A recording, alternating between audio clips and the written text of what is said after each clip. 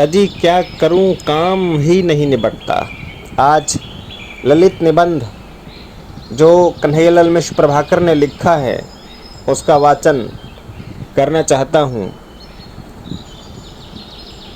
हमारे अखिलेश जी दिन रात के 24 घंटों में से 15-16 घंटे तो काम करते ही रहते हैं और 18-19 घंटों पर भी गाड़ी महीने में 2-4 बार पहुंचती ही रहती है।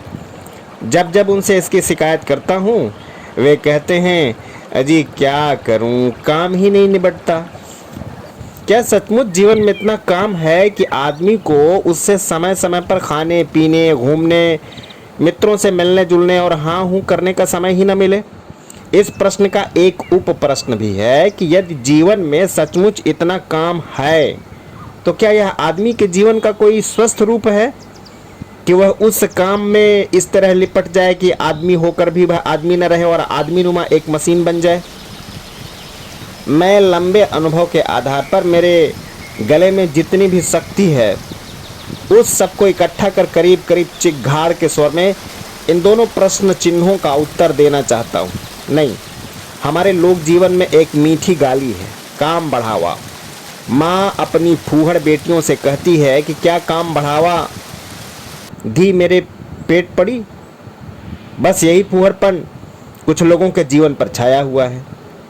स्वयं उनके कारण या फिर उनके साथियों के कारण वे सब भी काम बढ़ावा हो गए, तभी उनका काम नहीं निबट पाता। दूसरा महायुद्ध घनघोर रूप में हो रहा था और अफ्रीका में दोनों पक्षों के पूरे साधन दांव पर लगे हुए थे। जान जान की बाजी थी। इंग्लैंड के प्रधानमंत्री चर्चिल ने सेनापति मंटगोमरी को संदेश भेजा कि वे कल रात में 12 बजे एक आवश्यक बैठक में शरीक हों। मंटगोमरी ने उत्तर दिया, 12 बजे में बैठक में शरीक नहीं हो सकता क्योंकि वह तो मेरे सोने का समय है।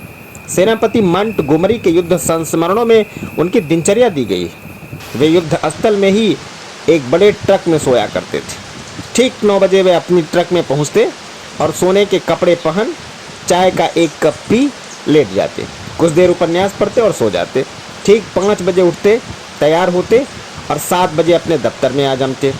उनके ट्रक में से कुछ दूर पर गोलाबारी होती रहती, पर वे सोते तो बस सोते ही रहते। क्या सेनापति मंटगोमरी से मेरे पुत्र अखिलेश की जिम्मेदारियां कुछ ज़्यादा हैं? यह प्रश्न स्वयं अपने में एक अट्टहास का पिता है। साबरमती आश्रम में बरसों बीते हमारे आकाश ने एक दृश्य देखा था। भोजन की घंटी बजी और सब आश्रमवासी रसोई घर पहुंच गए। गांधी जी भी अपनी थाली लिए घंटी बजते ही चले, पर तभी आ गए कोई सज्जन और गांधी जी को उनमें से कोई 1.5 मिनट बातें करनी पड़ी। आश्रम का नियम कि घंटी के 2 मिनट बाद रसोई घर का द्वार बंद। बस यही वह दृश्य कि झपटे झपटे आ रहे गांधी जी द्वार के बाहर की सीढ़ियों पर और द्वार के भीतर रसोई का प्रबंधक 5-7 सेकंड रुके तो गांधी जी द्वार के भीतर हों, पर वह रुके तो नियम टूटे और नियम टूटे तो दंड पाए। किवाड़ उड़क गए और उड़कन की ध्वनि को 2 अट्टहासों की गूंज ने अपने में समा लिया। एक अट्टहास प्रबंधक का और दूसरा अट्टहास गांधी जी का। वहाँ क्या गदर मच जाता जो प्रबंधक कुछ पल ठहर जाता और यूं गांधी जी को दूसरी पंक्ति में भोजन करने के दंड से बचा लेता। न गदर मचता न प्रलय होती, पर कड़ियों के जोड़ की यही ढील तो है जो भयंकर युद्ध की घड़ियों में भी मंटगोमरी को सोने का समय देती और अखिलेश जी को रात तक काम में जुटाए रखती है।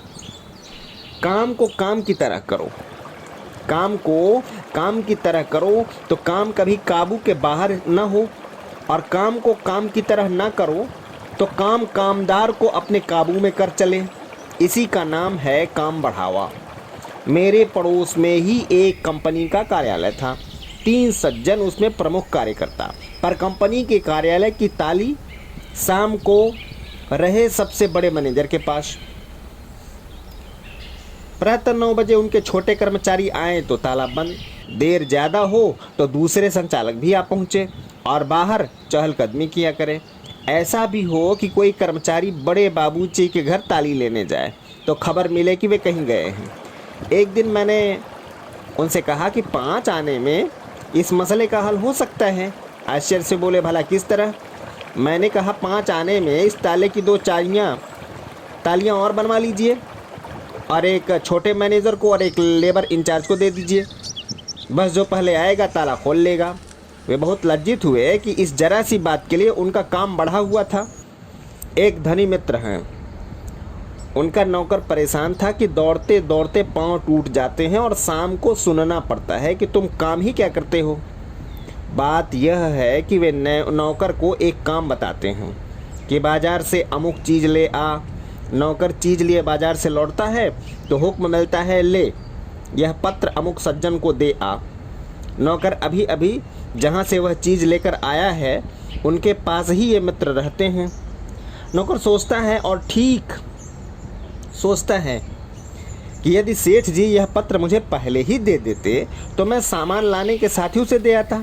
स्पष्ट है कि सेठ जी काम को काम की तरह करना नहीं जानते। काम को समेटो, बखेरो मत, यह भी एक लोकोक्ति है। काम का समेटना क्या, काम का बखेरना क्या। एक बड़े परिवार में मेरा आना जाना है। परिवार में धनी भी हैं, जन भी हैं। रोज़ हल्ला मचता है कि नहाने पर धोतियाँ तौलिया ठीक नहीं मिलता। अरे मिठान मेरी धोती ला, अरे बुद्धो मेरी तौलिया कहाँ फूंक दिया। यह मैं अक्सर सुना करता। एक दिन मैंने मिट्ठन और बुद्धू को समझाया कि तीसरे पहर जब बाहर चौक में सूखी धोतियाँ और तौलिया उतारते हो उसी समय उन्हें स्नान गृह में रख दिया करो, जिससे वे जब नहाने जाएगा उसे अपनी धोती तौलिया वहीं मिलेगी।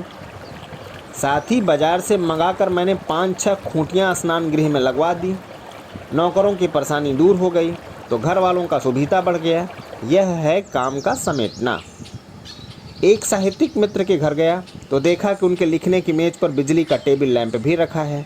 उसके पास ही मिट्टी के तेल के लालटेन भी, और उस लालटेन के पांखे में एक दिया सलाई की डिबिया भी। पूछा, हज़रत यह लालटेन क्यों विराजमान है यहाँ? बोले, लिखते लिखते कभी अचानक बिजली बुझ जाए तो इसे जला लेता हूँ और यूँ इधर उधर दौड़ने और ठोकरे खाने से बच जाता हूँ। यह है काम का समेटना। और यह वह क्या था? काम को समेटना सीखना हो तो डाकिये से सीखिए, जो अपनी हज़ारों चिट्ठियों को इस सिलसिले में लगाता है कि कदम के साथ चिट्ठियाँ अपने अपने ठिकाने पहुँचती चली जाती हैं। जय हिंद, जय भारत।